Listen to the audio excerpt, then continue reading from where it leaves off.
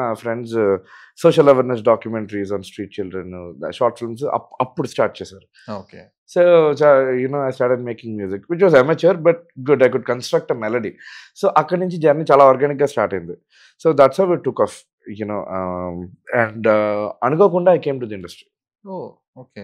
ఆయన్ని no never. అసలు నేను అంతా English music death metal band అలా ఉండేది మా సెటప్. సో షార్ట్ ఫిల్మ్ చేసినప్పుడు రవికాంత్ పేరు షార్ట్ ఫిల్మ్ చేశాను. ఓకే. వీళ్ళందరూ బాగా close. So like my younger brothers Vyvarsha, Ravikanth పేరు, వైజాగ్ గ్యాంగ్ అంతా, Vimal DJ Tillu director, Aditya, so మావంత కదా మా డైరెక్టర్. సో వీళ్ళకి బాగా సినిమా పిచ్చి అనమాట.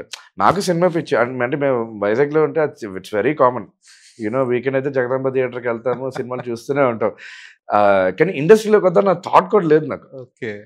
వీడు చెప్పాడు నువ్వేంటి ఇండస్ట్రీకి రావచ్చు కదా, నేను అలా యాక్చువల్గా ఒక మూవీలో జాయిన్ అవుతాను, నేను రిఫర్ చేస్తాను శేష్కి అని చెప్పాడు. సో అలా రిఫర్ చేసేటవాడు. సో అక్కడి నుంచి స్టార్ట్ అయింది.